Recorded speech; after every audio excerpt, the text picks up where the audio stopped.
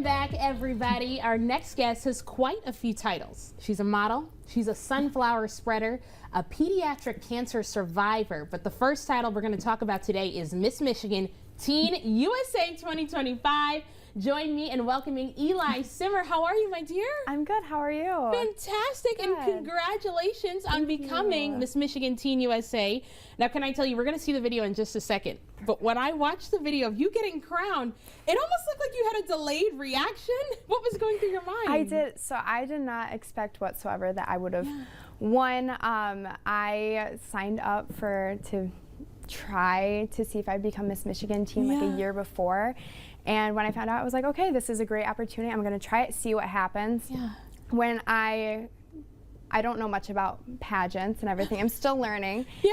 And when they called the runner-up, I was like, oh my gosh, she won. So I started clapping. I was like, good job. And she says, girl, no, you won. And I'm like, what? And then they start trying to put the sash on me. Like, oh my gosh, like I did not expect it whatsoever. I didn't know that when they called the runner-up, that means whoever's left is the one that she brings it all home. And I could tell in the video, you were like, what are you all doing? I know. So it was such a beautiful moment to watch, and how awesome, your first pageant. And you brought home the sash, the crown. I know. What did your family say? My family, they were shocked because they were like, oh my gosh, she's gonna try it, see what happens. And when they got it, they're like, oh my gosh, like this is amazing. Yeah. They were super proud, especially my parents. Like I immediately saw them in the crowd once I got crowned and everything, and I immediately started crying, and I could see that they were also crying, and we were crying together. It was such an emotional time. Right when I won, I realized that like this is gonna be so great to be able to spread awareness and to be able to inspire a bunch of young children that are going through cancer and other life-threatening illnesses just all over. Absolutely, and I love hearing that. You're making me want to cry too, because when you're on that stage and you see the people who supported you in that moment, there's like this feeling that overcomes you, and it's just an incredible, it's hard to describe what it feels like. But yeah, at only 19 years old, you've accomplished quite a lot. Not only the sash and crown, but you also started a nonprofit.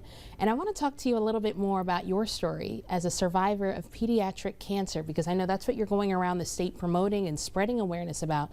But tell me a little bit about how you got to that position. Yeah, so when I was 14 years old, my freshman year of high school, I got diagnosed with Ewing sarcoma. My cancer was in my right shoulder blade. I found out through volleyball. And I underwent 14 cycles of chemotherapy, 31 days of proton radiation, and finally, once I finished, I started trying to find ways to give back. So that's when I started my nonprofit, Eliy Sunflowers. Actually, I love sunflowers.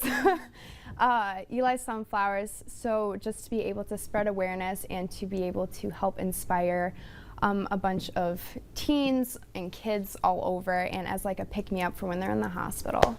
That is so beautiful, and especially to be that sunflower for somebody in the same position that you were once in too.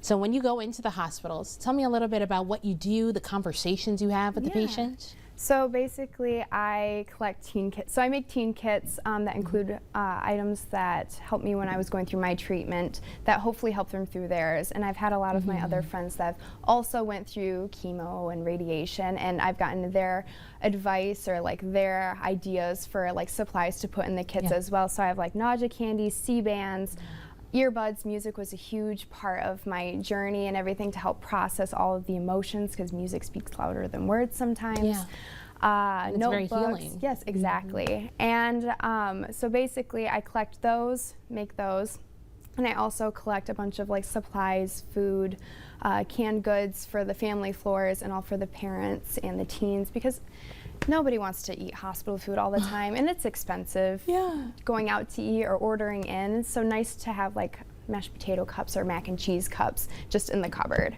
But basically I drive, so I'm from Clare, so I drive around like 2 hours to U of M, and I drop off teen kits, and I enter in the rooms as long as their immune system's okay, so I can enter and talk with them.